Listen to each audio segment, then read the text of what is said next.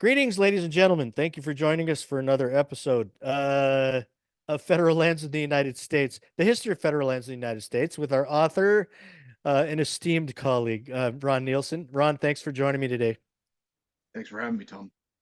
This is so awesome. It's amazing what a guy that wants to do a podcast can do when he has somebody that he can just question. I can literally not know anything about the topic, and we can have a pretty dynamic conversation. So it's pretty darn cool. I know that we've been talking a lot. We've been going through your book. I read your book, The History of Federal Lands in the United States and the Violence of Faction, twice. Copious notes to go along with that. This is a great accompaniment to that. I would strongly recommend to anybody that is interested in this topic to be able to get don't cheat yourself. Don't just think that somehow you can watch the videos and you can escape buying a book because you're going to end up wanting the book. And honestly, if you have the money, we're asking you to buy a copy of the book because it's going to help you understand things to a greater degree than we can really talk about them on video. Because my desire is to be able to have as many videos as we can until we finish the book, which might be a couple hundred as we go Right, off yeah. as we At go the off rate on all we're these going, yeah. as we go off on all these other tangents, like, oh my gosh, this is happening, we should talk about this and how it correlates with the federal lens. So we will do book videos. We will deviate from that and say, okay, well, we're going to take the federal lens issue and we're going to be talking about other uh perspectives. First, other issues like the militia, like the Second Amendment, like state sovereignty, like all of these things that people are very, very passionate about. Today, it looks like we're going to continue a little bit on to what we did yesterday when we were talking about, I think it was Senate Bill 1252 in the Idaho Senate, and it was called the Restore the Guard Act, I think, if I remember right.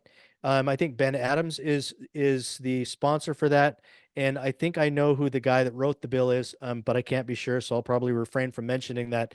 But I felt like since it was coming up in the legislature, it was very, very pertinent for us to be able to talk about this issue in greater detail, so that people don't just gravitate uh, towards emotion or what they think that they've read, as a narrow perspective, um, without understanding a deeper part of the issue. So it looks like today, since I told Ron I'm going to be relatively unarmed, I'm just riding his coattails today, which I'm really, really happy to do because I'm going to learn a bunch, and I hope you do too. We're going to go into the militia issue in more detail today. Um, from the perspective that he is most familiar. So, Ron, again, thanks, man, for allowing me to join you. I just love the idea that we're doing this, and I just feel like good things are going to happen from it.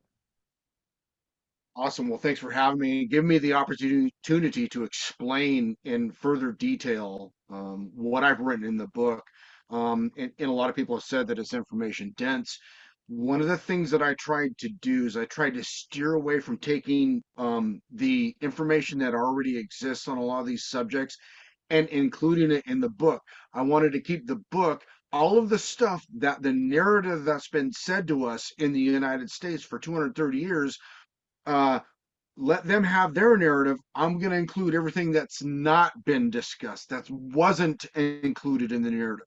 That's why the book is kind of hard to read, is because it doesn't foray into those areas where the government controls the narrative and has told us a story. This is all the stuff we didn't learn about in school. We didn't learn about by reading other people's history information. This is all the missing information, right? So, and then I had to take all that and write it into a narrative that was a cogent format, which I was able to do, but it's a little bit of a hard slog of a read unless you're steeped enough in history to piece it all together with the current narrative. You follow me? Of course, yeah. Well, because Okay. we have a constitution that, we commonly hear things like checks and balances, limited government, few and defined powers. The Constitution, I think it was actually interesting. I was reading this book about the militia, and it even says that the general government is entirely a creature of the Constitution. And it's as I learn what you're saying, it kind of all depends on how you define general government and how you do, and and about all of this stuff. Because what was really going on is there were certain governmental aspects that were going on before the Constitution actually happened, right? Yeah, and let me address what you just said here with a court case that deals with the militia. Okay, this is Martin versus Hunter's Lisi. Actually, this one doesn't deal with the militia. This one deals with it's a land issue. Okay, but it gets a little bit into these powers granted to the government, right? So when you and I had a conversation a while back, and you go, "Hey, the government is few and fine to powers," and I'm like, "Define them. Give me the definition of these powers and what their limitations are." And you're like, well, the reason why is because here, I read a lot of this kind of case law. I'm going to read it to you. The Constitution. This is the opinion, the written opinion in Hunter's Martin versus Hunter's Leases, 14 U.S. 304 1816. Can you see it? Good. Yes. Yeah. Okay. The Constitution unavoidably deals in general language. It did not suit the purpose of the people in framing this great charter of our liberties to provide for minute specifications of its powers or to declare the means by which those powers should be carried into execution. And that is spot on. What But does this mean? so I could say because it was not specifically written in the Constitution, was left for the states and the people, right? Partially, yes. Okay. Right. So if it's not in the Constitution, then the 10th Amendment would take over, and so we have to look at the 10th Amendment really quick. But we're getting a little sidetracked. But let's deal with it while we have it up. Right. 10th Amendment. The powers not delegated. Let's bring it up so I screen share it so everybody can just read it along with me. I think that's right.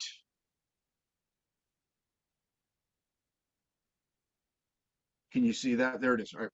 Yep. The powers Uh, not delegated to the United States by the Constitution nor prohibited by it to the states, comma. Now notice that the states are the first to appear here of the parties in interest, the states, comma. Then it goes on to say, are reserved to the states respectively. What does the term respectively mean? I know what it is. Respectively is a secondary statement from, let's see, I knew this. I actually, the powers not delegated to the United States Constitution nor prohibited by the states are reserved to the states respectively. I actually knew what it meant, and I can't. I feel like The I know what it term meant. respectively basically means In order. in the order in which Right. they appear or in the order given. Right. So there's an order, and the Mhm. term respectively goes, look, if I'm going to list some things out, I'm going to list them in their order of importance or in the order in which they're going to. This is the order. Mhm. So that's what the term respectively means. So if the Constitution says are reserved to the states respectively, the states occupy the first position in this sentence. Mhm. The people occupy the second position. Right. The I United see. States occupies the first position. That's what respectively means in that sentence. Wow. That means whatever powers weren't delegated by the Constitution to the government, they're now out. So now it goes to the states. Can the states hold that power or exercise that power? No. Okay, now it's down to the people. Right. This ties in with the Second Amendment. Okay. They're linked together. Let's bring up the Second Amendment again.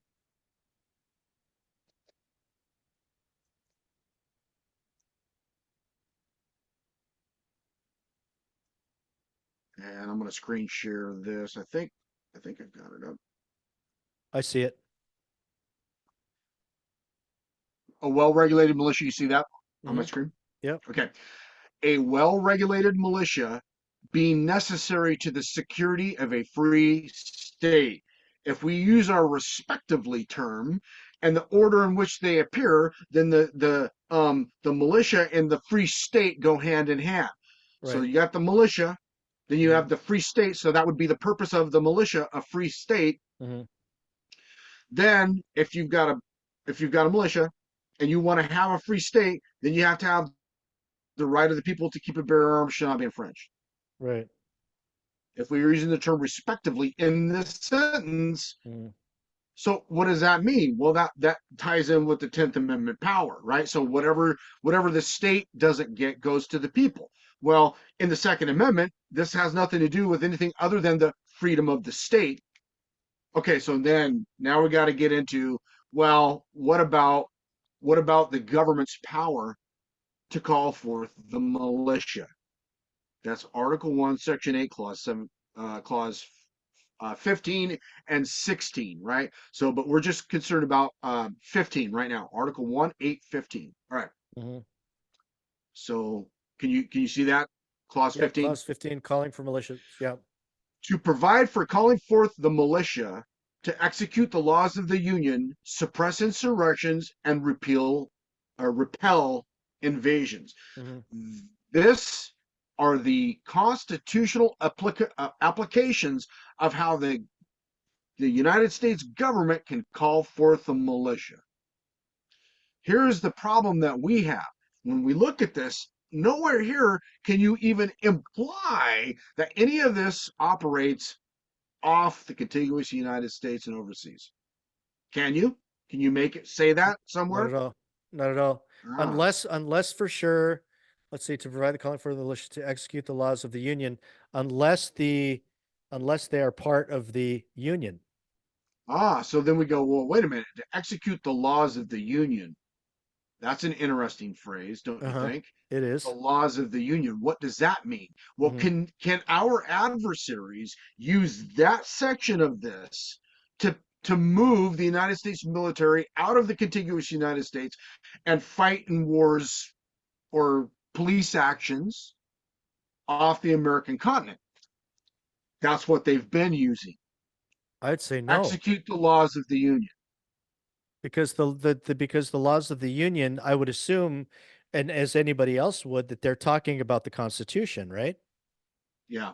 Okay, so if the Well, Constitution says that they need a declaration of war, we're talking then about the Constitution, but we're also talking about statute. Okay, so this is where things get complicated. This is where the people that have done this have such a higher level mastery of the system than everybody else does. Mhm. And this is why we're in a vassal state arrangement because it now we I want to say something and dovetail it with the last video yesterday, and that is we do have some people in the state of Idaho who I consider to have the maturity and the mental awareness and faculties to be able to pull off a independent state of Idaho. We do have them. In fact, one of them is leading the state GOP right now.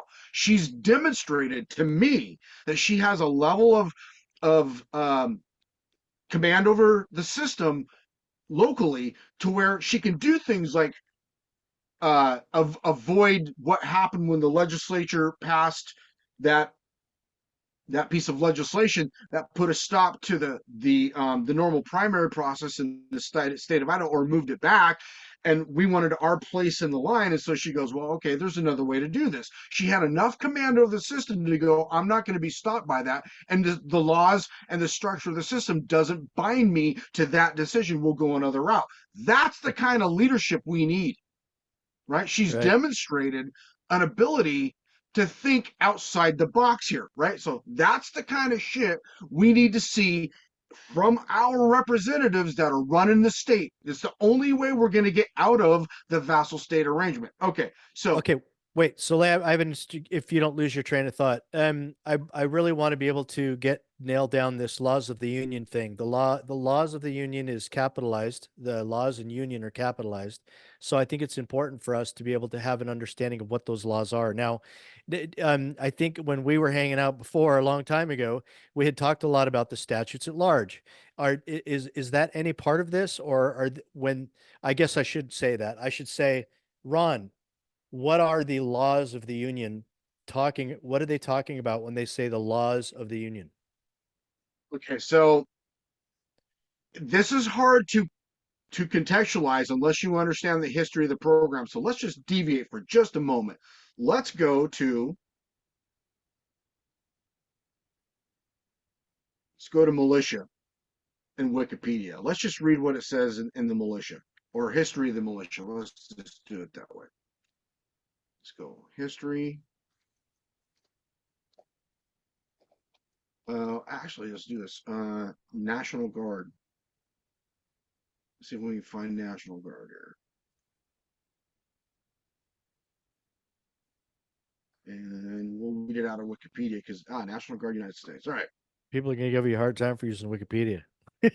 Well, I hope they do because I'm using it for a reason. Okay, good. If you go down when you get to Wikipedia and you go all the way down to the bottom, you see all this reference material. Mm-hmm. I spent years and years and years going through it to try to figure out if what I was reading in Wikipedia was accurate. Mm-hmm. But I also found in here a treasure trove of data. Most people don't go through the reference section, but when you do law and you're reading Supreme Court precedent, that's one of the things that we do, me and Dave and a few other people, is we want access to the reference material and the citations. That's what we want. Okay. This gives us an idea of all of the precedent that the court's using to decide that matter. And Okay. it gives you a much wide. Now, granted, that if you look through this stuff, these are official government docs, Yeah, they are. books that are written. Code. Yep. I mean, on and on. This is why it took me 14 years to put all this together. That's a lot of reading. Okay. So that's the beauty of Wikipedia, is that it consolidates all the reference material into one place. So instead of reading the Wikipedia stuff, really you just go down to the reference material and go through that. And then you'll determine whether or not the article that's written in the Wikipedia thing is accurate. And sometimes it's not. So anyway, let's just go to the top and let's just see what it has to say about the National Guard. All right. We want to know if this is accurate. The early United States distrusted a standing army. I found that to be accurate when I looked to the historical documentation. Okay. In emulation of a long-standing British distrust and kept the number of professional soldiers small. That's accurate. During the Northwest Indian War. What? Northwest Indian War? What's that? Let's look into that.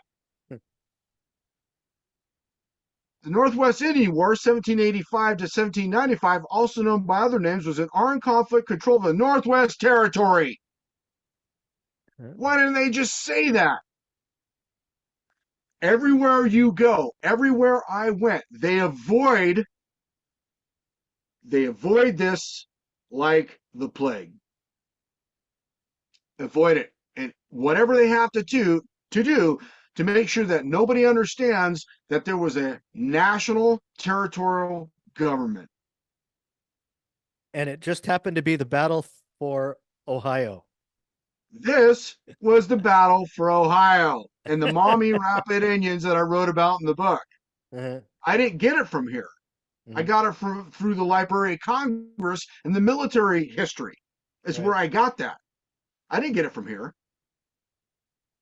But yet, here this is. Following centuries of conflict, control of this region, the land comprising the Northwest Territory, was granted to the United States by the Kingdom of Great Britain in Article of the Treaty of Paris, which ended the American Revolutionary War. So this goes on and on. It talks about 4 years after, the Constitution of the United States went into effect. So 4 years after the start of the British-supported Native American military campaign. What's it talking about? 4 years after the beginning of the land program.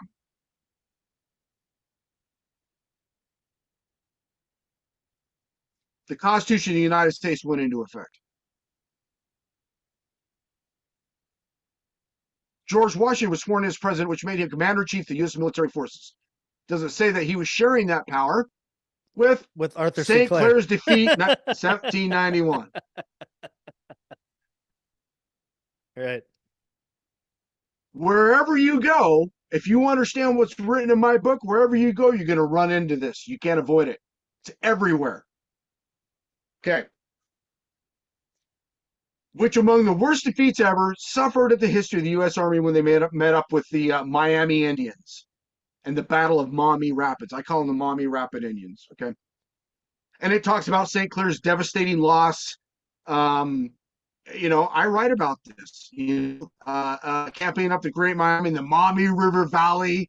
The Battle of Fallen Timbers, and I go into detail of this battle because this was the preeminent skirmish that was going on. And it says even right here that the British were influential here because they were allies with the Miami Indians. And when you go to the Treaty of 1812, you're going to read that, the British and her allies, which is some of these Indians, were allied with the British to try to frustrate the United States government's land program. But they've got this information disseminated everywhere. You have to go through and grab it and piece it all together into one narrative. Okay. This whole thing was done with the United States militia. So unorganized or organized militia. Well, let's just look at it, shall we? That's Hunter versus Lisi, National Guard, militia, Martin versus Hunter. Oh, where was that case? There was a case that I just had open earlier, and I lost it all on my Was that Martin my versus Hunter? no, it was a different one. Oh. And I got it. I think I got it out of here. It wasn't Cohen versus Virginia. Martin versus Hunter. This was something versus Houston. There's Martin versus Hunter again.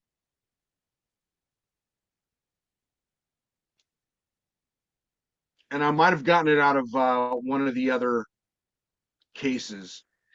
In this case, it was Martin versus Houston or something like that, or Houston versus something or other. And it was a case regarding the militia.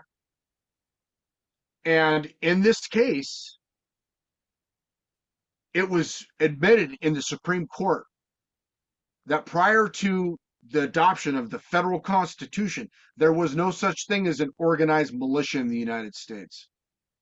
But the problem with that is when you go to let's see, National Guard.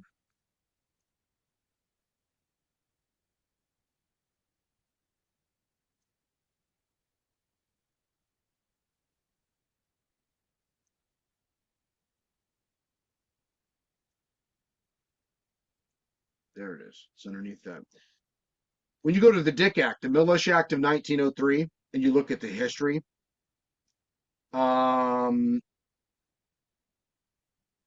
maybe we should need to look at the history of militia in the United States. That might be an easier one for us.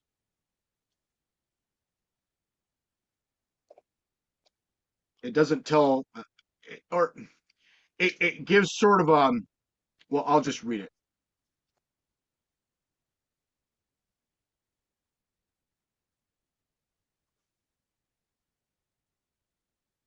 I'll just read it.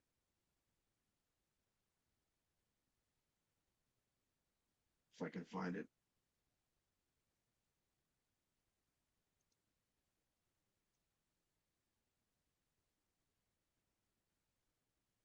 Okay, during the 19th century, the militia in each U.S. state and territory operated under the Militia Acts of 1792, extended by the 1795 one.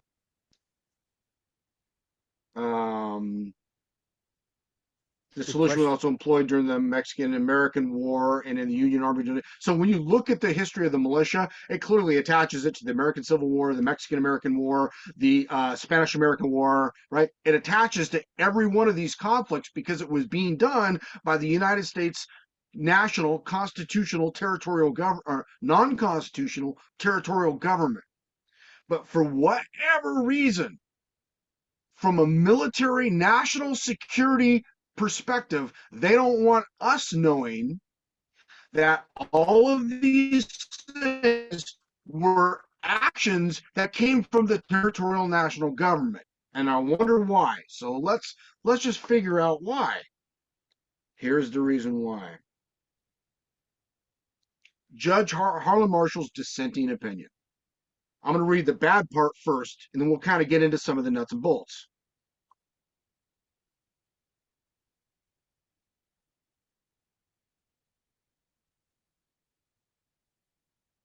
Okay, we heard much in argument about the expanding future of our country. Now, when they say argument, what he's talking about in this his written opinion is the arguments at bar. This was the Department of Justice oral arguments at bar, meaning in front of the judges in a session, in a hearing, do an oral argument in the Downs versus Bidwell case.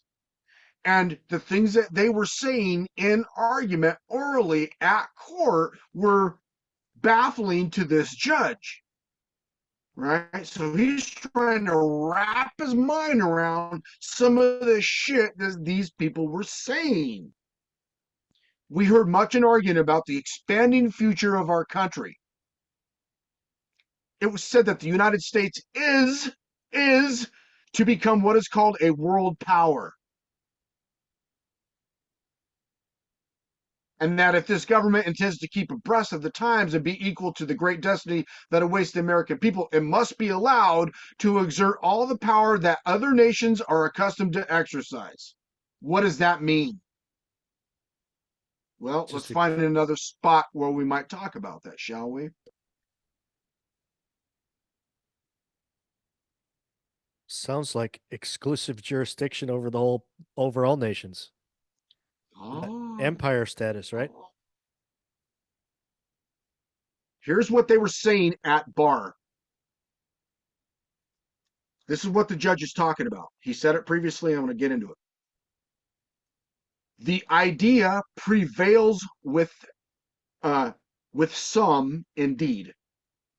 It found expression in arguments at bar that we have in this country substantially or practically two national governments.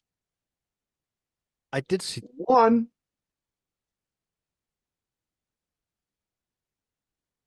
Can I continue? Sorry, yeah, go ahead. Sorry. I remember that case, but anyway, go ahead. Yeah, but we could, when we first came up with this back in the day, we couldn't contextualize what this meant. We can now. Right. Okay. Okay. One more time. I'm just going to go back to this one more time. I know it's repetitive, but I got to get this through everybody's brain case. The idea prevails with some, indeed. It found expression in arguments at bar that we have in this country substantially or practically two national governments. One, to be maintained under the Constitution with all its restrictions. The other, to be maintained by Congress outside and independently of that instrument by exercising such powers as other nations of the earth are accustomed to exercise. So does that correlate with the Article 1, Article 3 courts? Yes. Okay. Okay, so, and then it goes on. It is one thing to give such a latitudinarian construction to the Constitution as will bring the exercise of power by Congress upon a particular occasion or upon a particular subject within its provisions. It is quite a different thing to say that Congress may, if it so elects, proceed outside of the Constitution. The arguments at bar by the Department of Justice was saying we have this national territorial government, and in order for us to create the world power that we are destined to be, we have to be able to have the freedom to apply it wherever we see fit. So how is the citizen going to understand whether we're operating under Article 1, I guess in that case, or I should say the Constitution, or by Congress?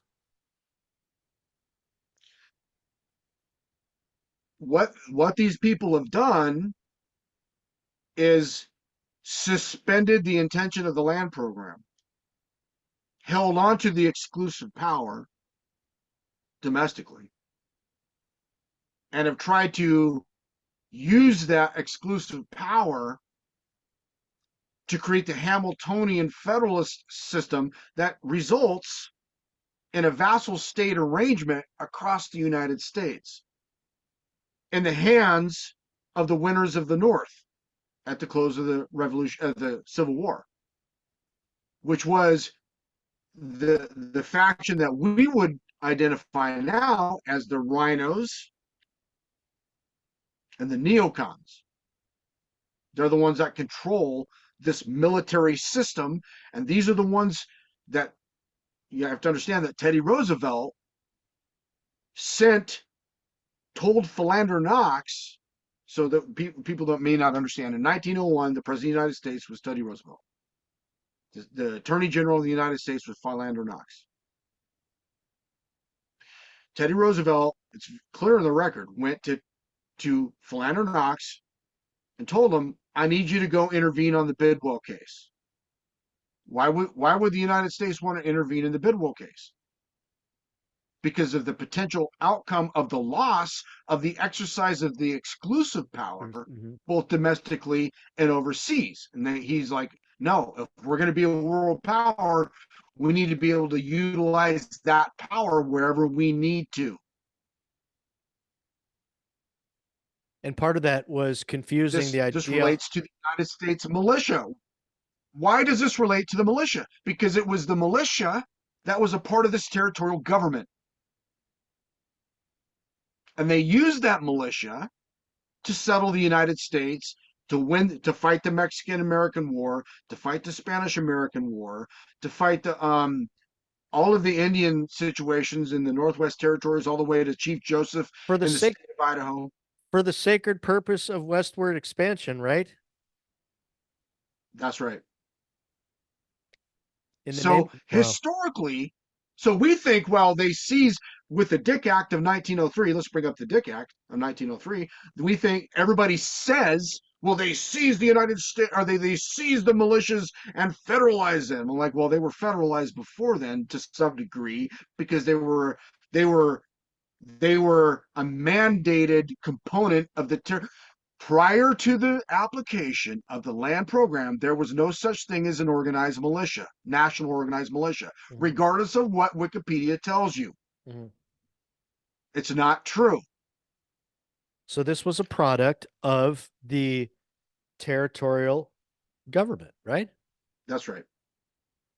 Okay, perfect. So the way it was, the reason why they waited till 1903 to pass the Dick Act because they had to get the job done in 1901, meaning that they had to get sanction from the Supreme Court of the United States to exercise the exclusive power at will.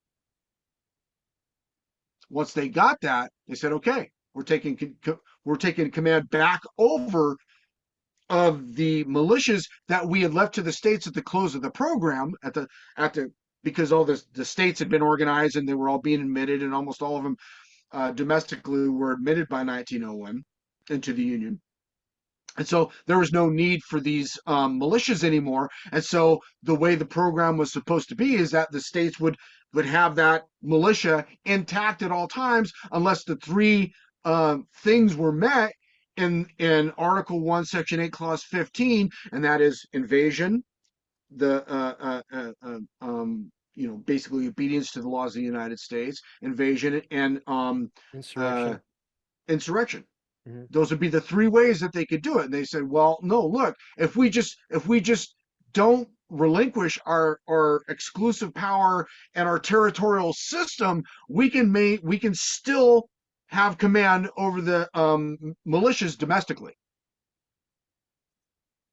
So once they got that, and the Supreme Court says, well, we can't do anything to stop you, they say, okay, pass the Dick Act, get the Dick Act done, and now we're good to go.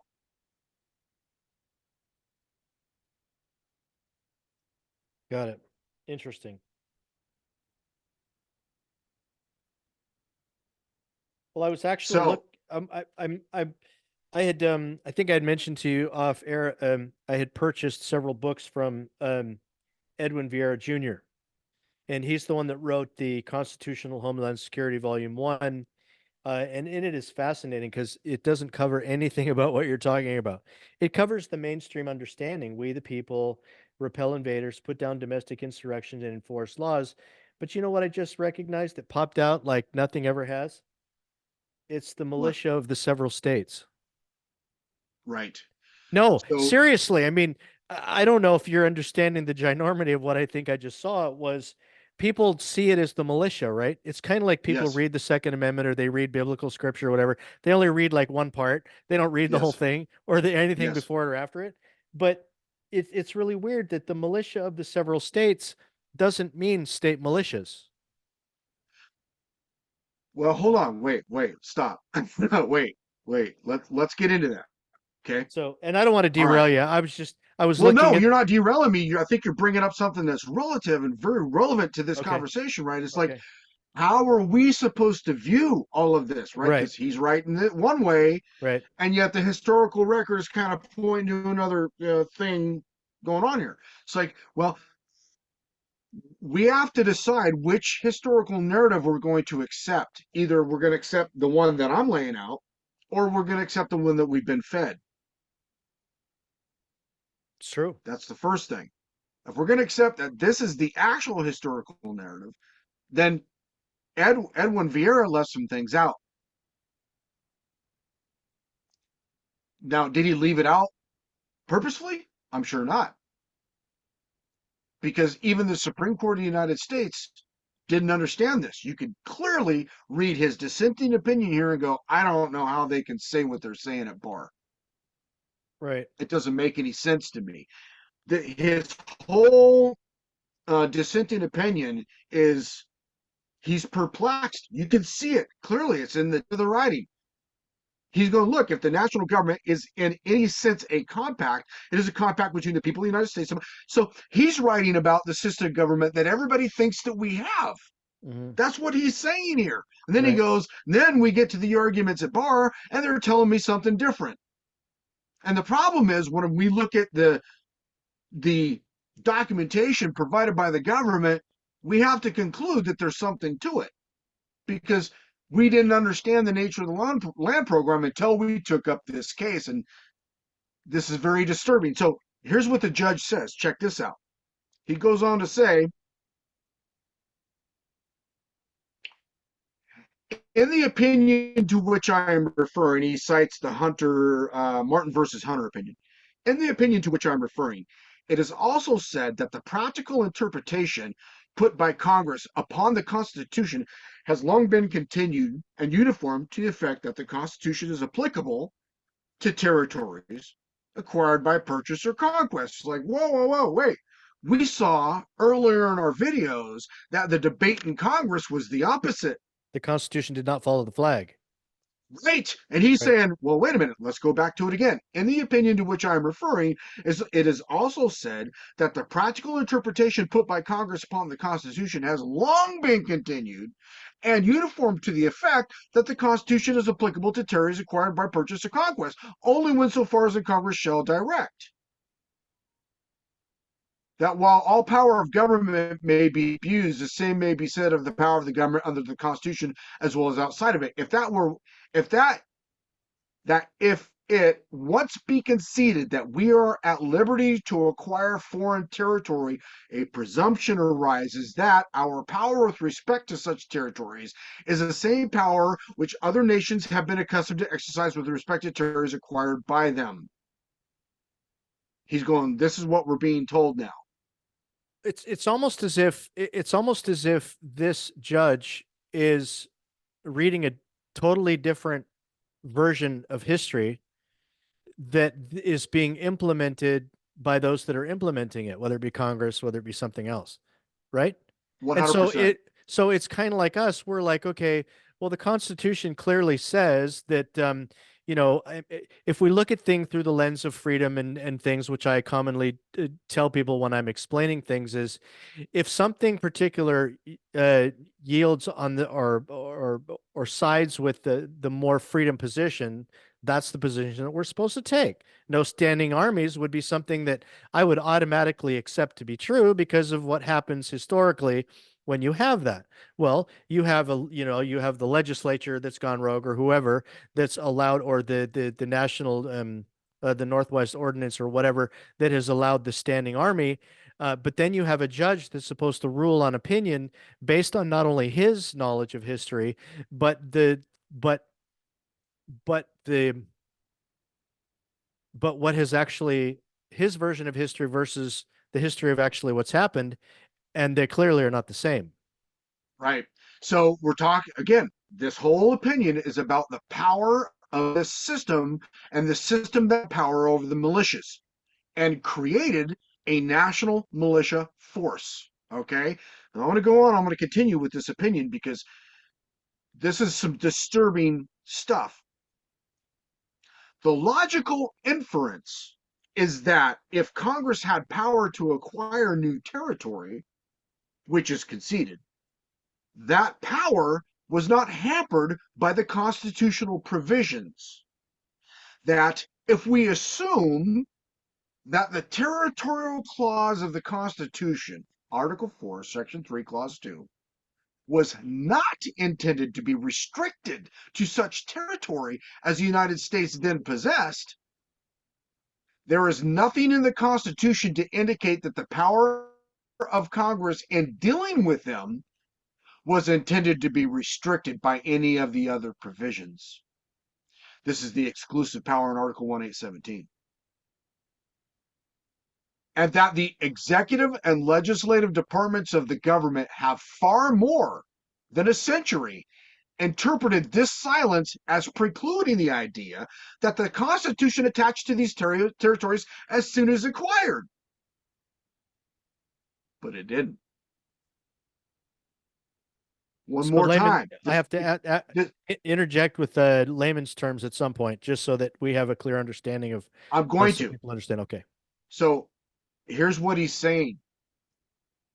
For more than a century, everybody in government has interpreted the silence on the territorial power, the exclusive power, and its application, the silence on how it's going to be used, as precluding the idea that the Constitution attached to these territories as soon as they were acquired, meaning that the Constitution followed the flag, because the Constitution was silent on exactly how that power was going to be used outside of Washington, D.C. When the territorial government had been using that exclusive power from day one, 2 years prior to the Constitution's adoption. But there was silence on it. Nobody explained it. There was just silence on it. And he's saying because of that silence, we've all made the assumption Mm. that the Constitution did follow the flag for more than a century. Then he goes on to say this in the next paragraph. These are words of weighty import. They involve consequences of the most momentous character. I take leave to say that if the principles that are being announced in this court should ever receive the sanction of a majority of this court, a radical and mischievous change in our system of government will be the result. We will, in that event, pass from the era of constitutional liberty, guarded and protected by a written constitution, into an era of legislative absolutism. Or Article 1 supremacy for some of those people that could be wondering, right? That's right. An era where the legislative power of Congress Is extends without absolute, the restriction of private rights to stop it. which which we see already happening through Article 1 courts. That's right. Oh my gosh. It was right there, isn't it? It's right here. It's been right here since 1901. 2 years later, they passed the Dick Act. The same government, the same people that did this made sure that they got the Dick Act passed. And once they did that, they had taken back command of all the nation's militias that they had once had under the command of the territorial government system, land program. So the Dick Act, so the Dick Act removed, so say that again. So the Dick The Act Dick actually, Act's only purpose was to make sure that the territorial government, that other national government that we were talking about yeah. earlier, Uh-huh. that the territorial government took command legislatively, took command of the militias, thereby federalizing them. When the intent of the program was not to do that. Wow. I do remember it being mentioned in our meetings a long time ago. So, Interesting. okay, so this is why the land program has such a wide reach everywhere it goes, because it took command of the militia. All right, so it didn't start with the Dick Act. Everybody says, well, the Dick Act and it's isolated from this. Like, no, no, no, no, no, no, no. The land program starts in 1787. It was a different national government. They say so in arguments at bar in 1901. It's right here. I found it when I went to the Northwest Ordinance. It created a government. The Northwest Ordinance created a territorial government, gave it the militia, and gave it the commander in chief power. It was the first time that we had nationalized the militia in the United States, and that was underneath the United States Constitution. So help me if I can just kind of segue out of this for a second. So it's understood by most that the militia, whether it's organized or unorganized, some people don't know that there's a difference if there even is. The militia would be ages 18 to 24. It would be every, citizen, state citizen. It would be, upon each one of us to be able to defend our country. I get that. Mhm. Um, but where it talks about the state's militia as a check against state power, is that kind of a fairy tale? Is that kind of a facade? It seems like an extreme deviation from the creation of the militia's actual intent, right? Yeah, yeah. So the militias were never intended to be checks on state power. Never, ever. So let me ask you this question then for people that would be interested. Our country, we've been told, is based on checks and balances. There's, one branch shouldn't be encroaching upon another branch and all of those kinds of things. So if we were to, um, God, I don't really want to do this, but I'm going to have to because I know somebody's going to be asking because I'm thinking about it. Is that what is the check against the um, what is the check against the states over the counties? Is there not any? Well, Sheriff's okay. So deputization. I mean, I don't want to go down the rabbit hole. I'm just saying that's kind of where I'm going because I think other people are so worried about our country, the checks and balances, they're naturally grasping at the militia because they've been told once upon a time that that is a vital check in our system, and we need to be able to revitalize that militia program so that we can stop this invasion that's coming from the southern border. So there has um, to be a check for that.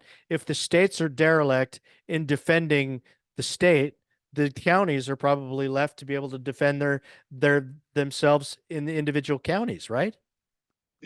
see, there's the problem here resides in the federal government's abandonment of its Article One, Section well, its power that it was granted to protect against invasion, which you can Okay. find in 1/815 hmm partially, hmm and that the government was supposed to have the power. They're mandated, right? So a writ of mandamus from the Supreme Court to force the federal government to do its job at the Texas border would be the relevant thing that I would do. And if you failed there, then the state should seize control of its militia and do the job itself, and keep the federal government. So So who's the state's militia then at this that? could blow up. Who's the state's militia then at that point? If we arguably don't have any state guards anymore. Because I guess I've heard or I've read something, I don't remember, that the state guards were actually the modern form of the state's militia. But if what you're telling me is true, and the militia was actually created as part of the land program, then how did our understanding of the militia now morph from it being a creation of the land program? You were right. The first thing you said, the modern National Guard is the living remnant of the Territorial organized government. militia. Right. The Okay. organized militia. So the again, prior to the Constitution, there was no such thing as a national organized militia. You had a few colonies that had individual organized militias, but a national organized militia prior to the Constitution did not exist. But It's very we're still acknowledging the fact that an unorganized militia is still this men 18 to 45, or is that not no longer the is that not the case? well. I guess people don't understand what an organized militia is. They don't. I have to assume that's what that means. And there's a different interpretations of what that is. You will not find a very good interpretation no matter where you go. The only thing you can do is infer Hmm. from the case law Right. what an organ and infer from the case law and infer from the actions of the system Hmm. what constituted an organized militia. And here's what I've been able to gather from reading all the information and following that system from the beginning of it till now. Hmm. An organized militia, same thing as an organized territory. Same thing, meaning that it was given a formal structure, it was given training, equipment, all this stuff, and placed under the regulatory power of one of the governments or both. Now, we know from the case law that the militia's intent was a concurrent jurisdiction Yes. until Article 1, Section 8, Clause 15 is triggered, and the government says we are calling forth the militia. That's the trigger that stops the state power from exercising power over the militia anymore. That's the trigger, but it has to meet the three qualifications. And if it doesn't meet the three qualifications, then the state has the right to take it to court or to try to stop it or whatever because it didn't meet the three qualifications. The problem with that is because everything the government does now is some bastardized exacerbation of one of its powers. It ends up in court, and then they got to battle over the extent of the power and have the Supreme Court um, issue an opinion. Wow. Right? So the like there's the only way we're going to resolve any of this is we have to fight it in Supreme Court or we got to fight it with bullets. Yeah. I would prefer to fight it in the Supreme Court, get a ruling from the Supreme Court on the issue, and abide by it. Let's say Stick to it. let's say this Senate Bill 1252, right? I don't typically talk about bills, but I think this one's appropriate to talk about. Let's say, and I think it's 1252, the Restore the Guard Act or whatever it is. Um, it's clear from the reading of the bill that they are trying to reestablish the common idea, the constitutional idea that this idea of declaration of war. Congress needs to declare war. I don't think at this point they're going to look at the what is necessary on what that means, which I think is pretty well articulated. But um, let's say a state in its sort of narrow vision passes a bill like this. What do you see? Do you see anything happening, or am I just kind of should we just not talk about what ifs? Because I think it's an No, important. I think it needs. I think they need to do that, and they need to force the federal government to sue them, take it into federal court. They need to fund the attorney general. Then they need to give them somebody that really understands this and Mhm. knows how to argue these types of things. Uh, And those types of people in the United States are so rare now. Mm, So rare. It's like trying to find a leprechaun or a unicorn right mm, now, mm, because all of the attorneys are being educated on administrative law mm. and process. Yep. They're not being trained on constitutional legal analysis and defense, and or if they're the moving party, right? So they're just not being trained on the constitutionalities and the jurisdictional boundary conditions that exist in this system between the grants of power for all the people, to the general government, to the states, the people and their private rights. It's like that is becoming a lost art, because this system, this military system, is an administrative creature So, but predominantly. there's so many things wrong with it, though. It refers to it as the state's own militia. And there are other sort of the phraseology that they use is a little wonky from what I'm learning about from you and stuff like that. It's like, okay, first of all, we have a sovereignty problem, which can't be overlooked. So the militia or the National Guard is not a state guard; it's a national guard. Thus, the word national, and the fact that they do travel overseas would seem to be all it would to take, especially under the federal jurisdiction, to be a military part of the military apparatus. So at some point, I mean, these people are going to have to understand the difference between concurrent jurisdiction and exclusive jurisdiction to be able to understand exactly how this is going to work. Now, I personally think that it's probably a step in the right direction, only because I think what it's going to do is it's going to cause something to come up eventually. It doesn't Yeah, necessarily mean that the author of the bill, or sponsor of the bill, is going to say, "Hey, look, we got our sovereignty back."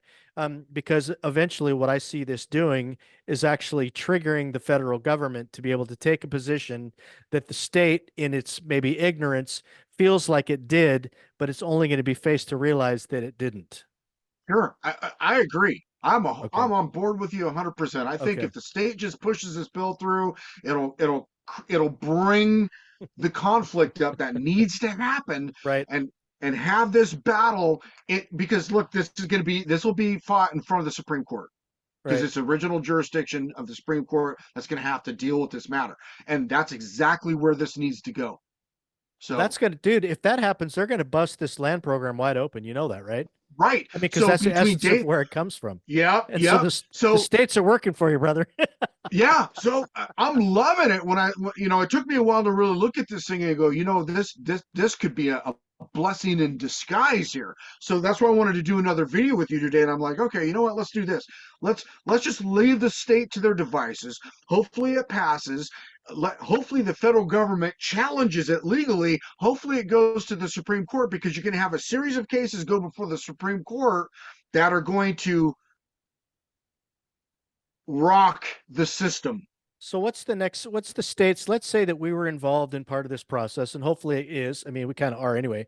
Um, what would you encourage if you had any, I wouldn't say advice necessarily unless you wanted to call it that, but what in your mind should the states, now that the states are actually considering this bill, what else do you think they need to be doing to prepare for a fight that I'm not sure they recognize that they're going to get?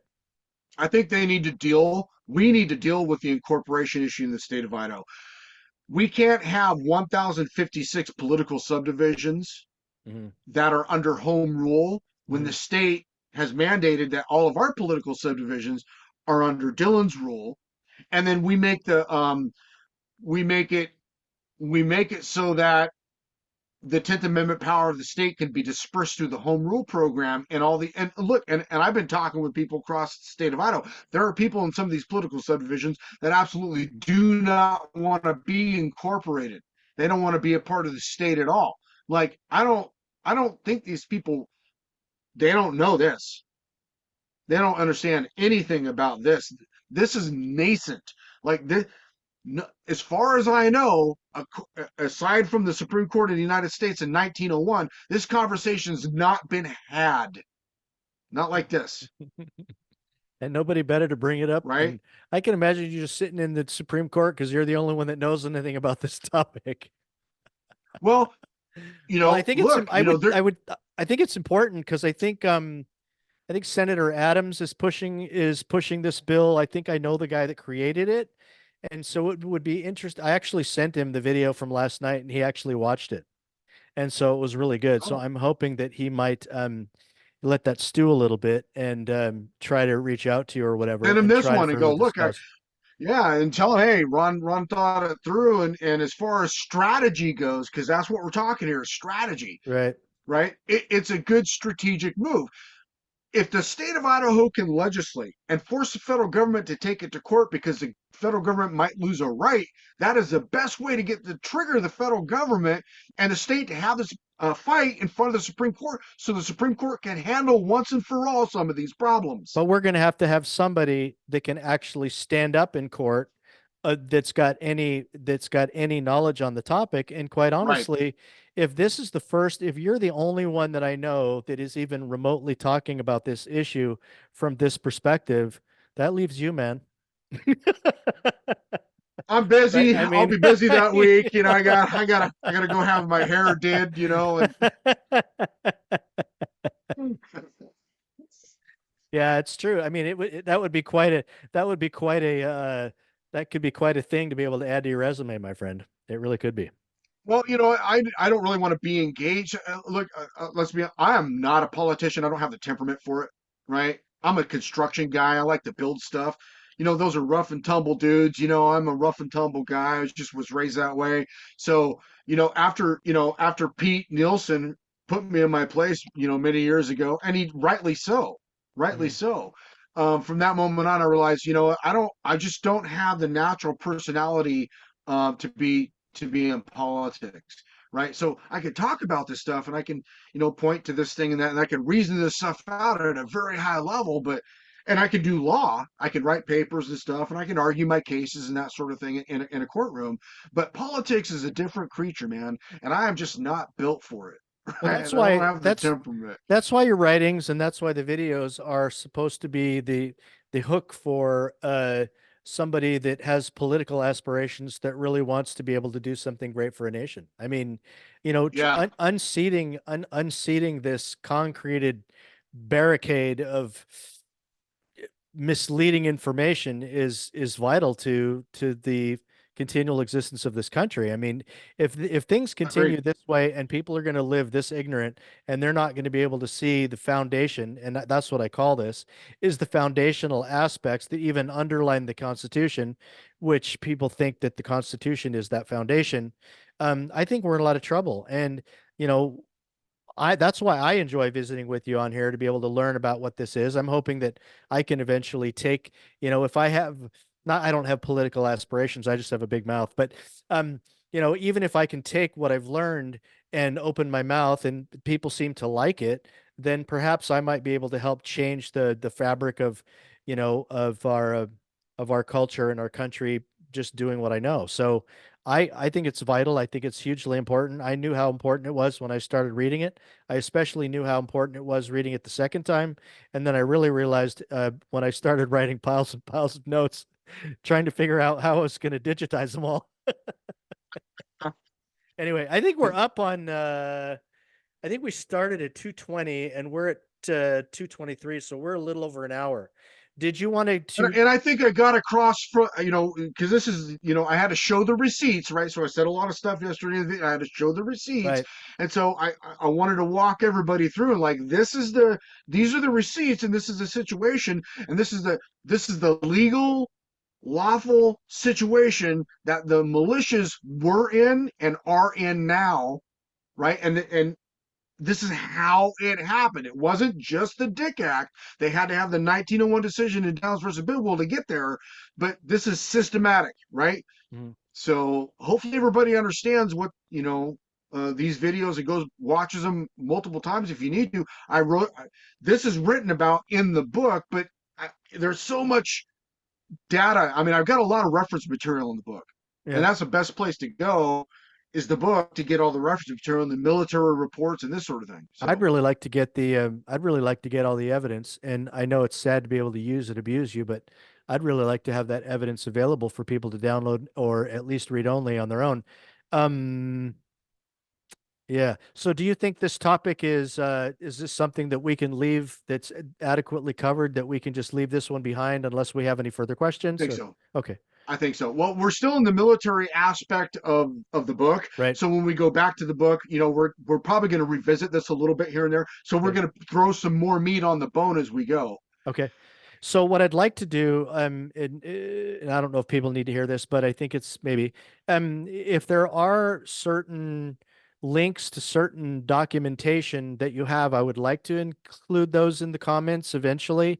We can talk about talk about them at the end of the video, but if there's links for them to be able to review for those inquiring minds, I think it would be really good to do that. I know that, for lack of having the links, I think it's clear we talked about the Dick Act of 1903, right? We talked about Harlan Marshall's dissenting opinion. Um, I think we even talked about Downs versus Bilbo earlier, right? And Well, the dissenting opinion comes from the Downs versus okay, Bidwell case in 1901. okay, and Martin versus Hunter, let's see, right? Yep. 1816. And anyway, I work harder on trying to put links down for the videos if people want them. If there's Yeah, anything and the else you Militia need, Act of 1903, so the people need to read that. There's other case law surrounding all this stuff that you could read. There are cases of people that have been prosecuted for failure to go into the militia when they were called into service, right? right? And that was the Houston versus whatever case that I wanted to bring up, and I lost it because I was going to, in their state specifically, in this case, and it was in 1820. In this case, in 1820. And it specifically states there was no organized militia prior to the United States Constitution. And Hmm. that was the value of that case, because there's just this is not well understood, and it's not well understood because nobody's, as far as I know, nobody's ever linked the militia to the territorial land program. So Well, I think we're going to go ahead and kill that here unless you have any final closing comments. no, I'm good, buddy. This is good. I think as we deviate here, if we don't go down the rabbit hole again on another topic, we'll probably pick up on the book video. I think it's number 10. If you'll know whether where you see this in line with the other videos, but if you're interested, Ron Nielsen, The History of Federal Lands in the United States.com. The link will be in the description box. We're glad that you're joining us and listening to the video. We're hoping that you will share this with other people. We're looking at putting this in the hands of other people that can maybe take this to the next level. If you're interested in interviews with Mr. Ron, you can contact him on the website, the History of Federal Lands in the United States.com, or you might be able to comment in the Rumble channel and maybe one of us will pick it up. Anyway, Ron, I really appreciate it, man. This is just such good information. Um, I feel like an information magnet. I'm excited. I'm sensitive about the topic. It is a lot to learn, so I don't want anybody to think that I have it all figured out either. I'm pretty sure it doesn't sound like it, but it's Not important to even know. sure I've got it all figured out because, like I said, it's taken me 14 years to compile it, and I keep learning more because we spend a lot of time in federal court. So, you know, I think the best position that I could find myself in is to be able to know enough about this where I can travel and talk about it if you can't. yeah, So, I mean, yeah, at least, or if you yeah. do, I can too. So No, that's what that's I at least the want. I goal for want me, right? people to have mastery of this to go in and talk about this and spread this information because we've got to. And I can't be the only repository for this data in the United States. I just can't. I Yeah. mean, how does that do anybody any good, really? Yeah, especially if you're gone. So, you know, it's kind of important. So I anyway, do have a shelf life. yeah, I guess we all do. I know, right? Hopefully yours is longer than mine. I don't know. Well, you know, Mine almost got cut short a little while ago. But anyway, that's a different topic. Anyway, Ron, yeah. it was great to have you. I look forward to putting this up on your website. And I'm hoping that people will gravitate to it. They will understand and become sensitive to the issue and then become passionate about the issue. And if you have any comments, questions, criticisms, please feel free to either contact Ron on his website or at least post them in the comments section in the video. So I appreciate everybody. Appreciate you, Ron. And until next time, um, we'll see you later. Cool. Thanks, everyone.